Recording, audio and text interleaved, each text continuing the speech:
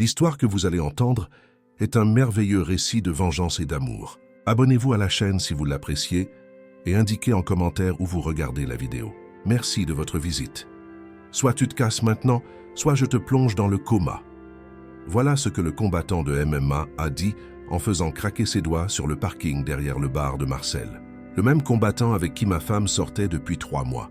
Je l'ai regardé, immobile, le torse bombé, les muscles saillants sous sa chemise moulante, comme s'il était sur le point de monter sur un ring. La sueur brillait sur son front sous la lumière jaunâtre du lampadaire, et une odeur d'alcool et de testostérone flottait dans l'air humide de la nuit. Puis j'ai regardé Juliette à côté de lui, les bras croisés, attendant que je batte en retraite comme n'importe quel mari peureux.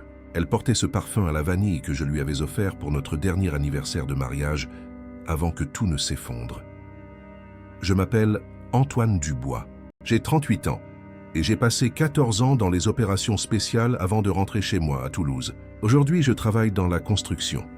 Je bâtis des maisons au lieu de neutraliser des menaces dans des endroits que la plupart des gens n'arrivent même pas à prononcer. Mais certaines habitudes ne meurent jamais, comme analyser l'environnement, savoir quand quelqu'un n'est que de la frime, comme identifier les points faibles d'un homme en moins de 5 secondes. Enfin, elle est avec quelqu'un de fort, a continué Enzo en s'approchant. Son haleine sentait la whey protéine et la bière bas de gamme. Quelqu'un qui peut vraiment la protéger. J'ai remarqué que sa main droite tremblait légèrement, un mélange d'adrénaline et de nervosité. Il avait guerrier tatoué sur l'avant-bras en lettres gothiques, le genre de tatouage qu'on se fait à 18 ans et qu'on regrette à 30. Je lui ai adressé un léger sourire. Se battre dans une cage est une chose. Passer 14 ans à neutraliser des menaces à l'étranger m'a appris 53 manières de mettre fin à un combat sans même transpirer. Il a ri, mais j'ai vu son regard vaciller. J'ai vu sa pupille se dilater. L'instinct primitif de lutte ou de fuite commençait à s'activer dans son cerveau reptilien. Le doute s'installait. « Tu crois que tes petites histoires de l'armée me font peur ?» a-t-il dit, mais sa voix avait déjà perdu un peu de son arrogance. Le ton était monté d'un demi-ton, trahissant son incertitude. J'ai commencé à déboutonner mes manches, les remontant lentement, délibérément, comme si je me préparais pour un travail que j'avais déjà fait 1000 fois. Non pas que je projetais de me battre avec lui, mais parce que je voulais qu'il voie les cicatrices, celles des éclats d'obus à Kandahar, où une bombe artisanale a failli me renvoyer à la maison dans une boîte en bois. Les marques de brûlure d'un incendie chimique en Somalie, qui me faisait encore mal quand le temps changeait. La coupure de couteau d'une rencontre en Syrie qui aurait dû me tuer, mais qui a échoué parce que j'étais plus rapide, plus malin, mieux préparé. Chaque marque racontait une histoire de survie, dans des lieux où la mort était monnaie courante. La posture d'Enzo a changé. Ses épaules sont tombées, juste un peu.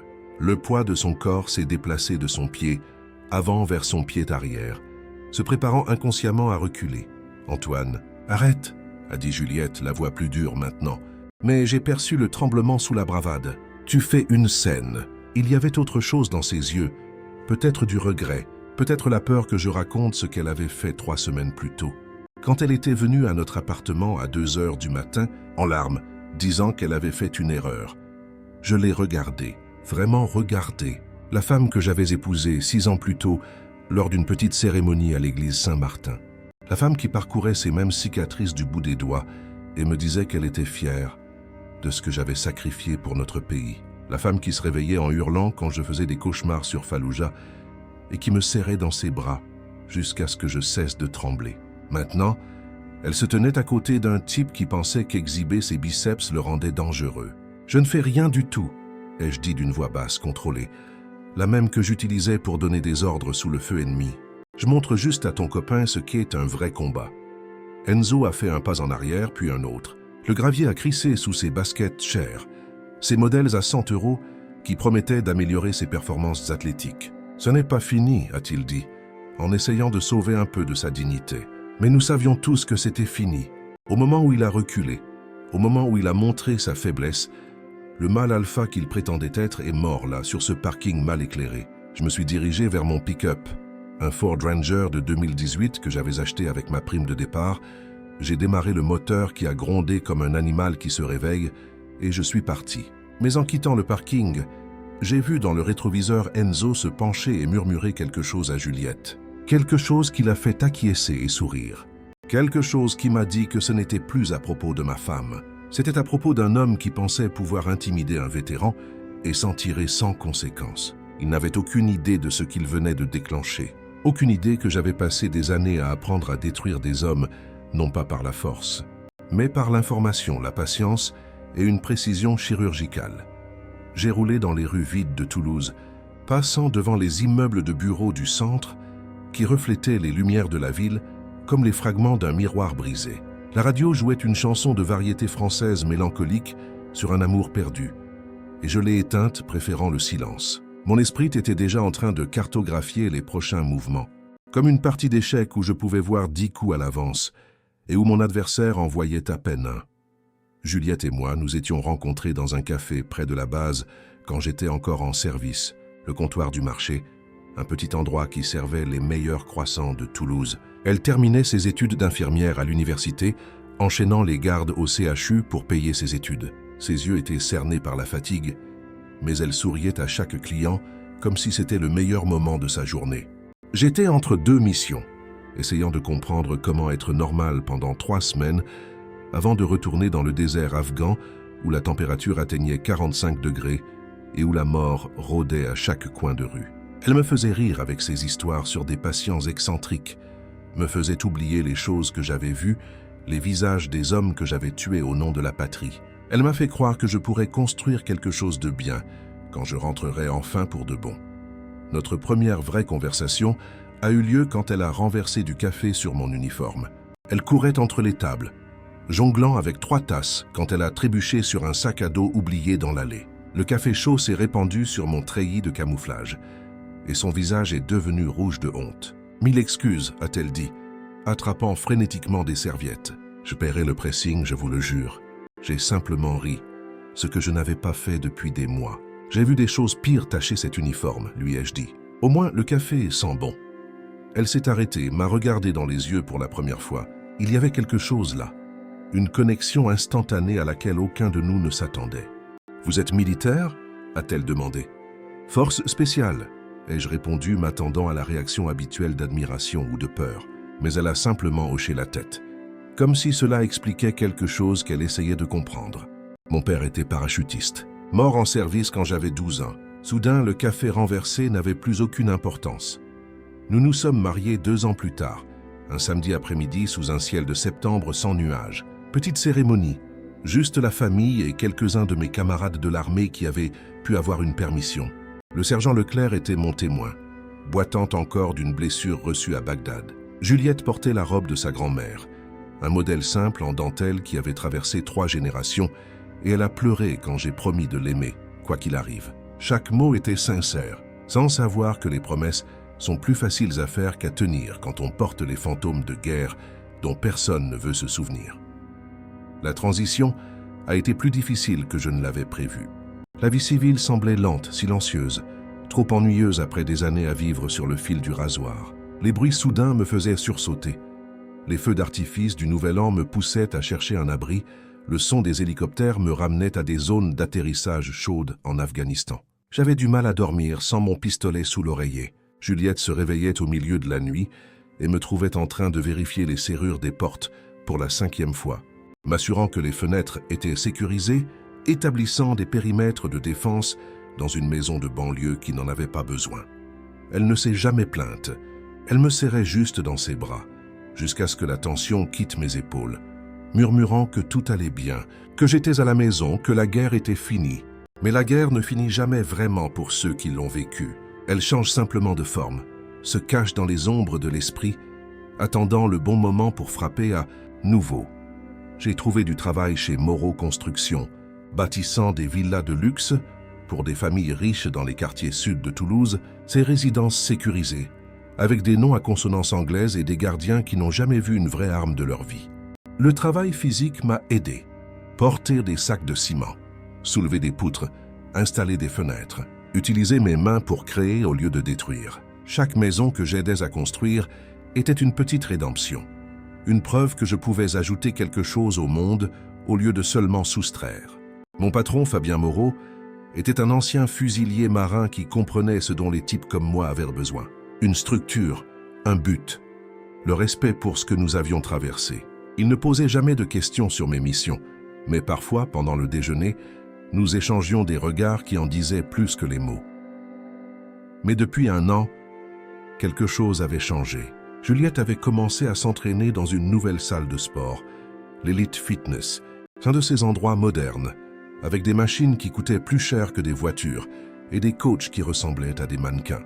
Elle rentrait plus tard à la maison, toujours avec des excuses sur la circulation ou un smoothie avec ses amis de la salle.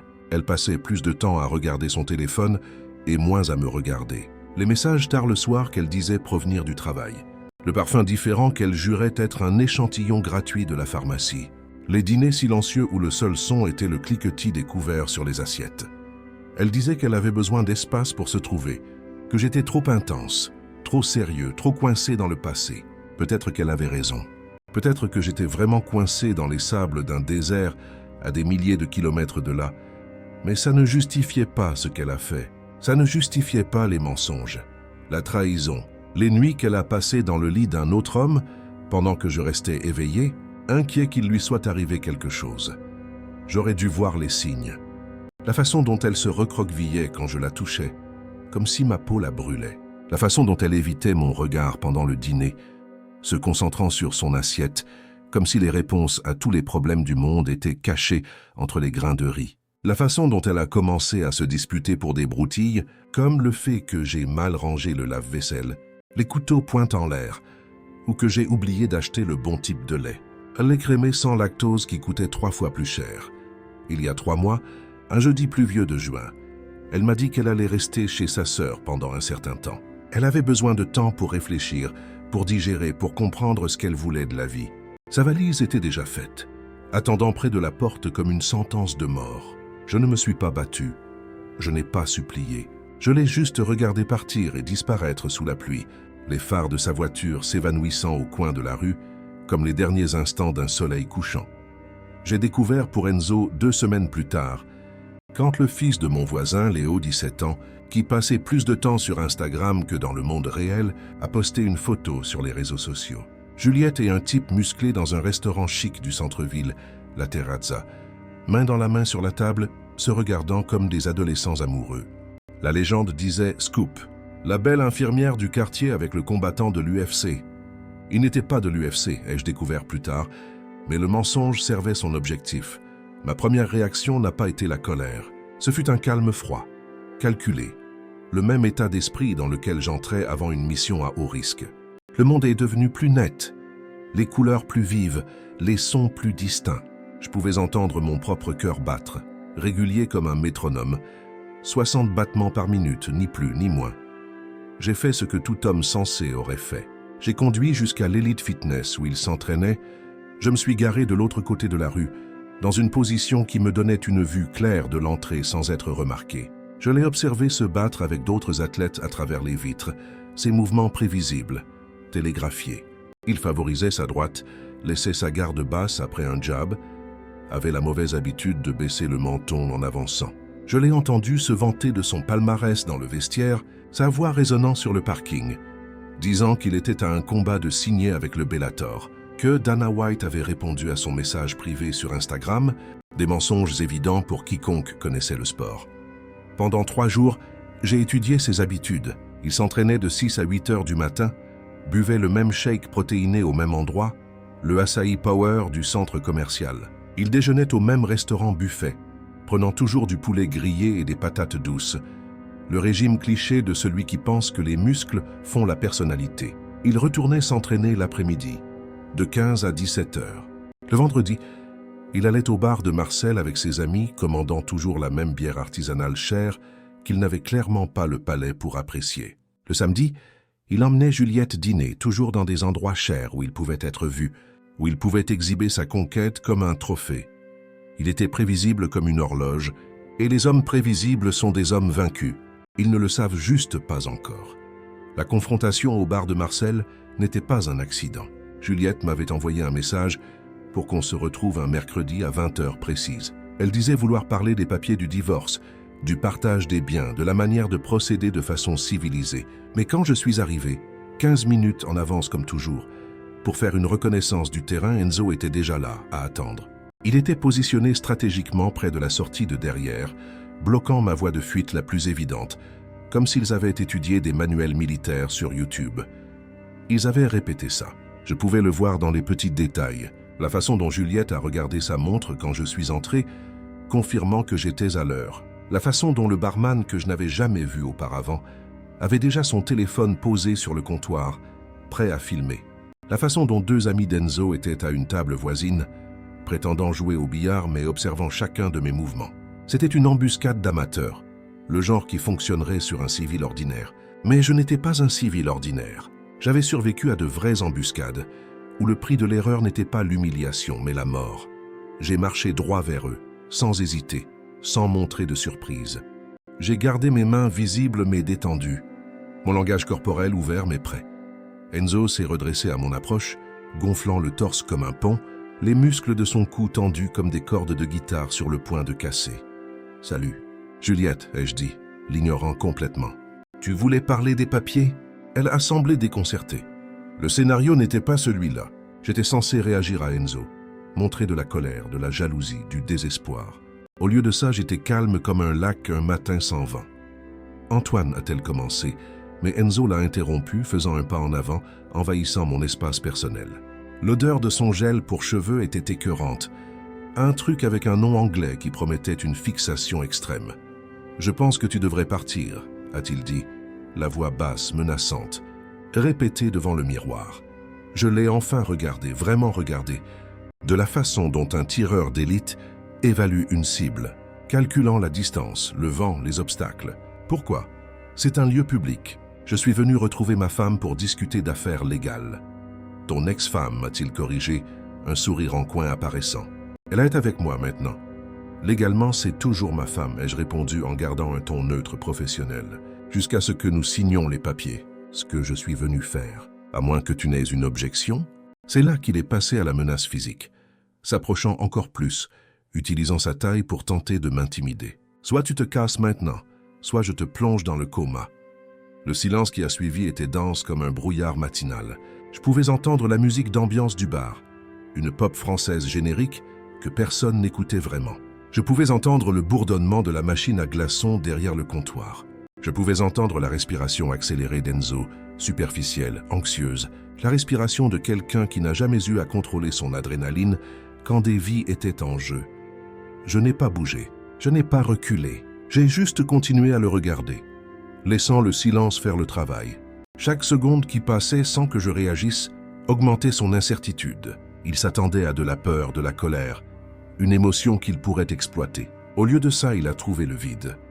Le même vide que j'utilisais lors d'un interrogatoire dans un camp de prisonniers au Pakistan, où montrer de l'émotion signifiait montrer de la faiblesse, et la faiblesse signifiait la mort.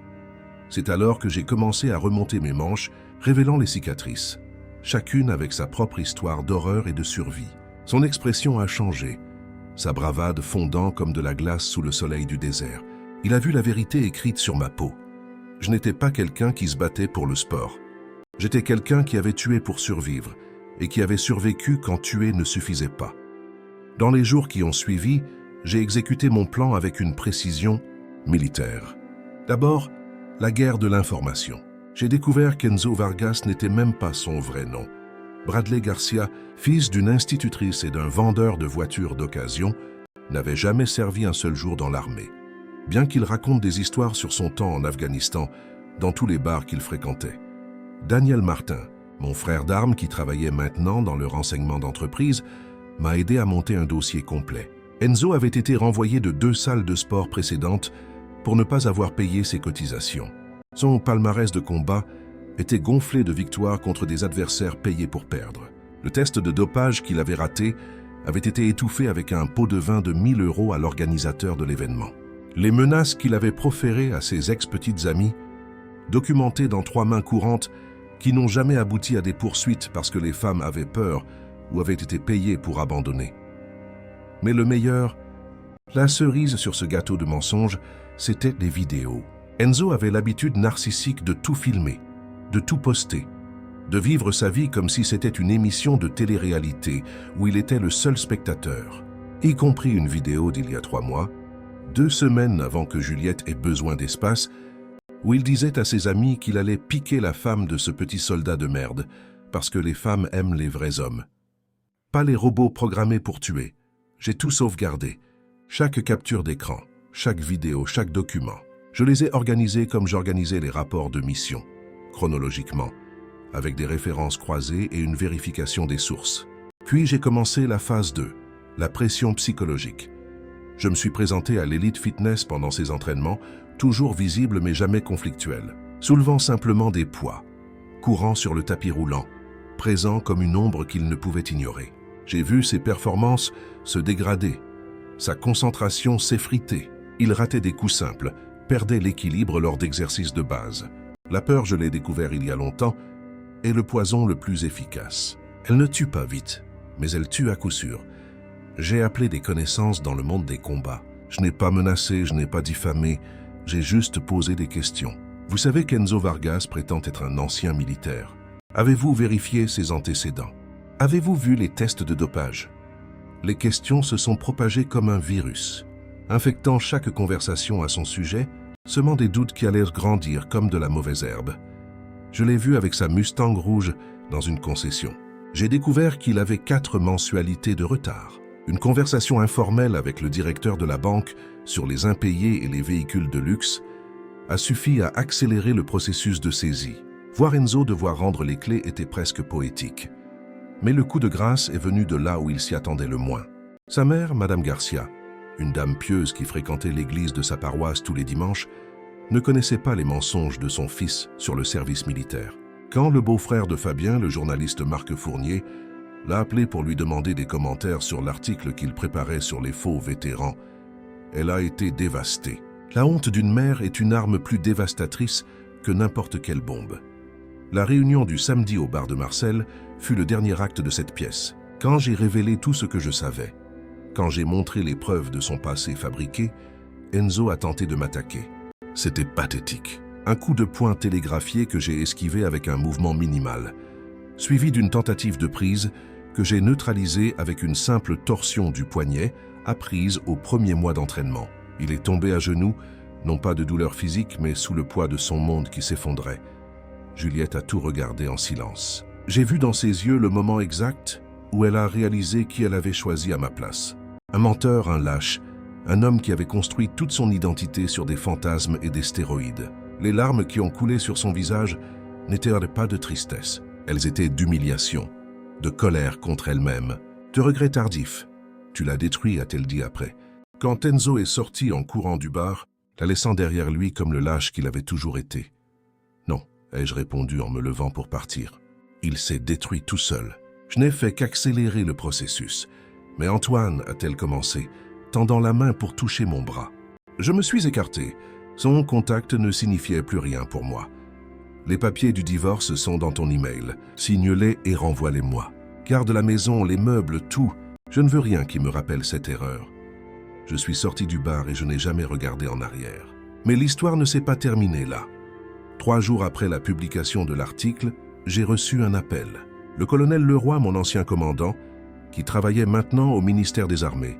Capitaine Dubois, a-t-il dit, en utilisant mon ancien grade. J'ai entendu parler de votre petit problème avec un imposteur. Ce n'était pas un problème, mon colonel. C'était une opération de nettoyage. Il a ri, ce rire rauque de quelqu'un qui a trop fumé dans les tranchées afghanes. Toujours efficace. Écoutez, nous mettons en place une force d'intervention pour lutter contre les faux vétérans.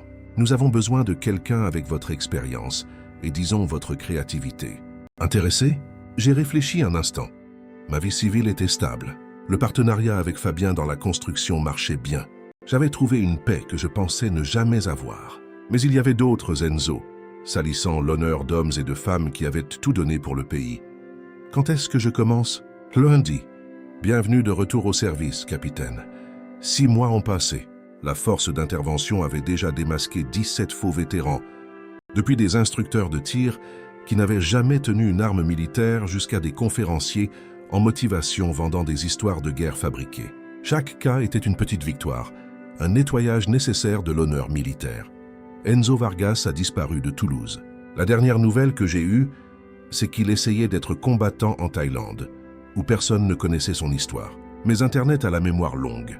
et les groupes de vétérans français à l'étranger avaient déjà été alertés. Il a changé de pays, mais il ne pouvait pas changer qui il était. Un lâche se faisant passer pour un guerrier. Juliette a essayé de me contacter plusieurs fois. Des messages demandant pardon, disant qu'elle avait été manipulée. Kenzo l'avait séduite avec des mensonges. Je les ai tous supprimés sans les lire jusqu'au bout. Le pardon n'efface pas la trahison et la réconciliation ne guérit pas des blessures ouvertes intentionnellement. Elle avait fait son choix ce soir-là sur le parking, quand elle s'est tenue à ses côtés en espérant me voir humilié. Maintenant, elle devait vivre avec les conséquences. J'ai trouvé la paix dans des endroits inattendus. Les dimanches matins à pêcher sur la Garonne, où le seul son était celui de l'eau qui coule et des oiseaux qui chantent. Les après-midi à enseigner la self-défense aux femmes au centre social, transmettant des compétences qui pourraient sauver des vies. Les soirs à jouer aux échecs avec Fabien, deux esprits stratégiques s'affrontant dans des batailles silencieuses où personne ne mourait.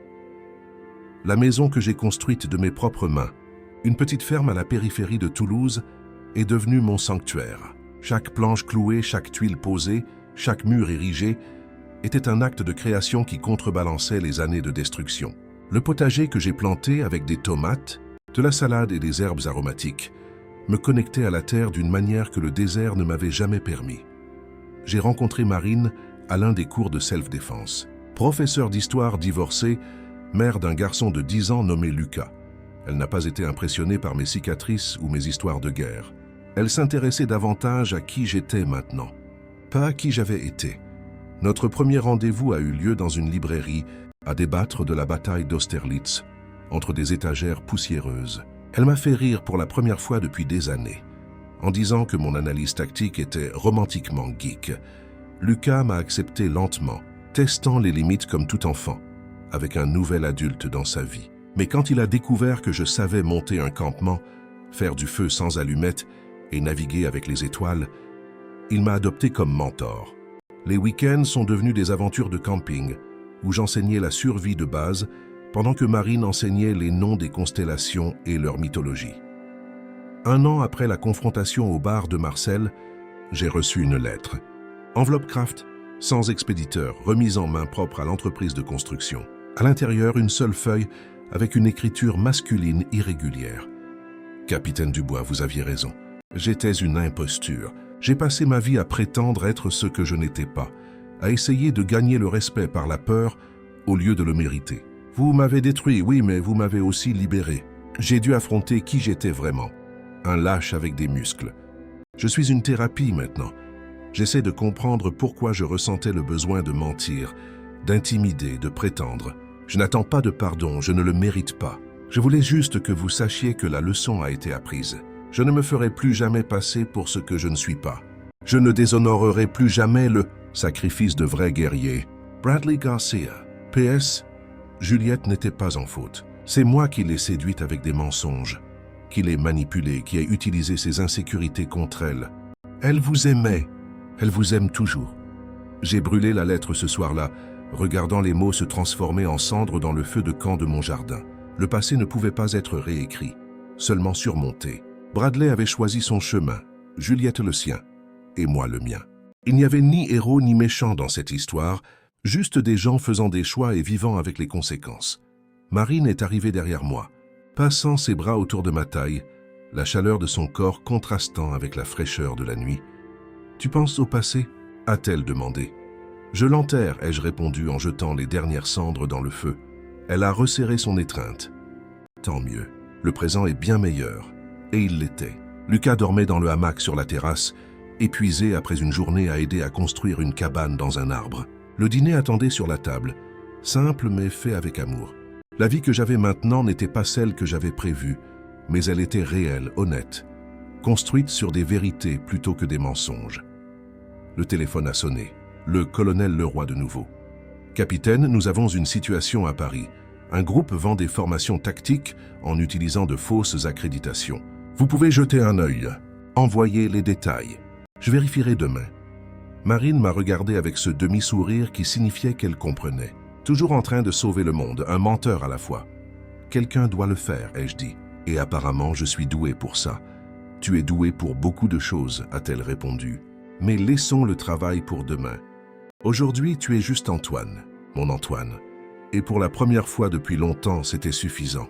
Plus que suffisant. C'était tout ce que j'avais besoin d'être. 2 ans ont passé depuis cette nuit au bar de Marcel. L'entreprise de construction a grandi. Nous avons embauché 15 employés, tous des vétérans ayant besoin d'une seconde chance. Nous avons construit des maisons, mais nous avons aussi reconstruit des vies, donnant un but à des hommes qui étaient revenus de la guerre sans savoir comment vivre en paix. Fabien et moi avons créé un programme de mentorat, enseignant des compétences en construction, tout en offrant un soutien psychologique. Nous l'avons appelé Projet Reconstruction, et il avait déjà aidé 43 vétérans à retrouver leur chemin. La force d'intervention contre les faux vétérans est devenue une opération nationale. Nous avons créé une base de données, un système de vérification, des conférences dans les écoles sur la véritable signification du service militaire. Il ne s'agissait pas de gloire ou de violence. Il s'agissait de sacrifice, de discipline, d'honneur, des valeurs qui ne pouvaient être feintes avec des muscles et des tatouages.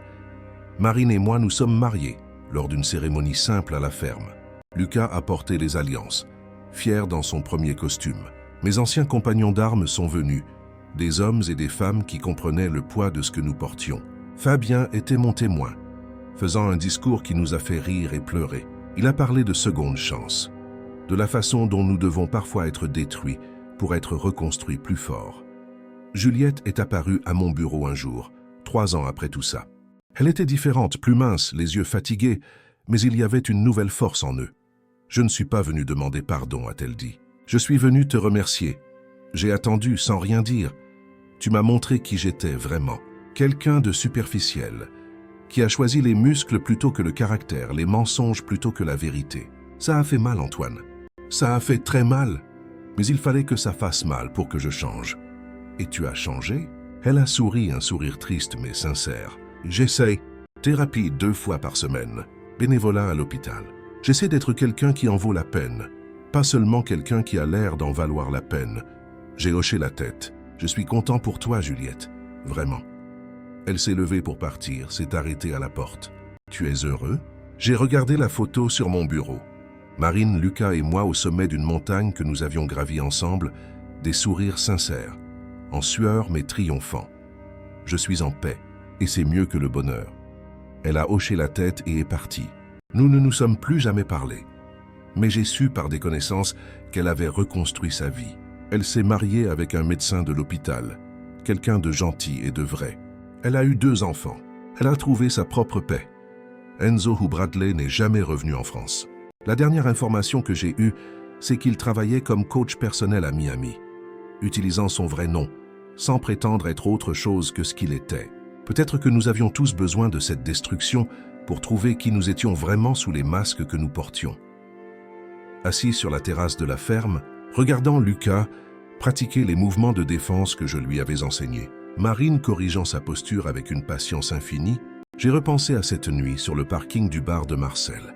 Le moment où Enzo a tenté de m'intimider, sans savoir qu'il déclenchait sa propre destruction.